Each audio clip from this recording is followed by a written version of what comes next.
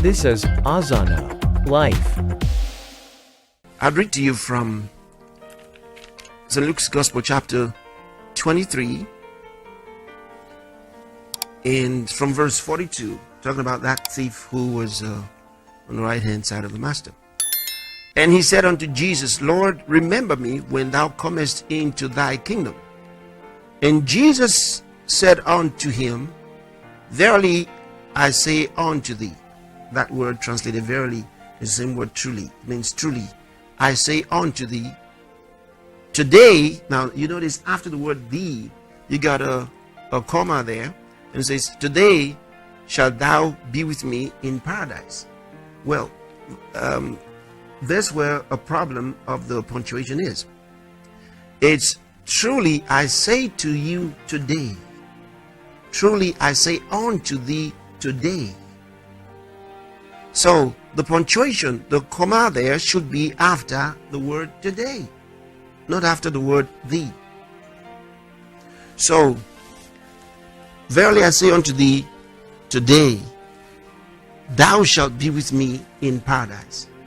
You see, I say to you today, I say to you this day, I'm telling you today, you shall be with me in paradise. That's what Jesus said. Because you see, Jesus didn't go to paradise that day. When Jesus died, he first went to hell. Because you see, he carried our sins. He carried our sins. The Bible says on his own body on the tree. Actually, it was on his spirit. And he went to hell in our place. He was resurrected, or he resurrected the third day. So if he meant that the thief would be with him that day in paradise, Jesus didn't go to paradise that day. And just like you rightly observed, he was here after that 40 days extra. And so you're asking questions, so where was the thief? Well, I'll tell you where he was. Neither Jesus nor the thief went to paradise that day. What Jesus said was, I say to you today, you shall be with me in paradise. Then Jesus went to hell. And you know, he went to hell, like I said, because he went in our place. We were condemned. He took our place of sin. And that thief also had gone to hell. You see. But there was something here, because he accepted the salvation that Christ brought right there on the cross, he would have gone to Abraham's bosom.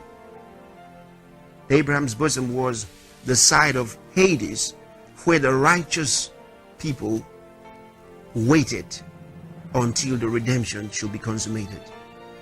Now, when Jesus went there, he defeated the devil. He led captives in his train, and the Bible tells us that he brought them out of Hades. And if you would study in St. Matthew's Gospel, you would find how that when Jesus came out of the grave, before he actually, let me read to you what he did.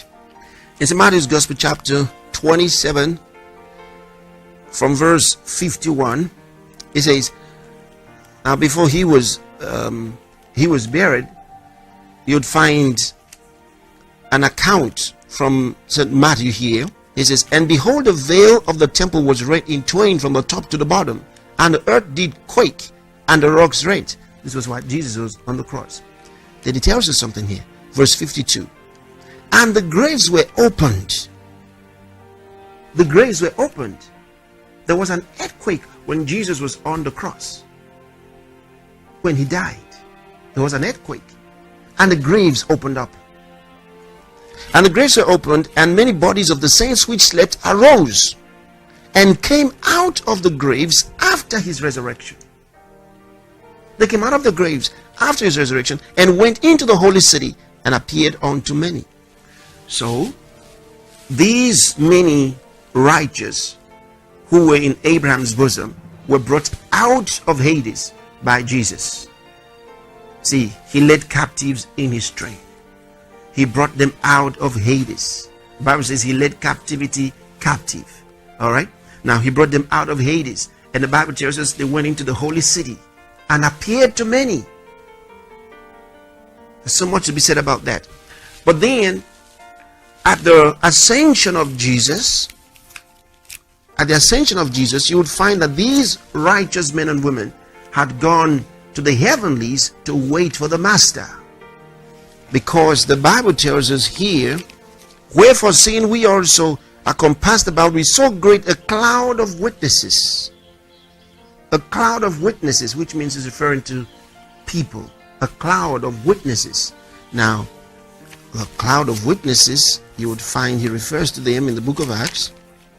And when he had spoken these things, verse 9, chapter 1, when he had spoken these things, while they beheld, he was taken up, and a cloud received him out of their sight. A cloud received him out of their sight. Received him out of their sight. What does it mean, a cloud? Is referring to a cloud of witnesses. They received him out of their sight because they waited for him. You remember when he got to the heavens, he said, lift up your heads, O ye gates, and be ye lifted up, ye everlasting doors, and the King of glory shall come in. And the voice said, who is the King of glory? He said, the Lord, strong and mighty. He repeated his instruction, and the question came back again, who is the King of glory? And then he said, the Lord, strong and mighty. The Lord, mighty in battle. He is the King of glory. So he had conquered the adversary. He had conquered the world for us. He had won the victory. And he led the captives in his train. You see, so Jesus went with them into heaven, into paradise. So that's what the Bible teaches. And I hope you would always remember that, especially about the punctuation changes. Don't forget to like and subscribe.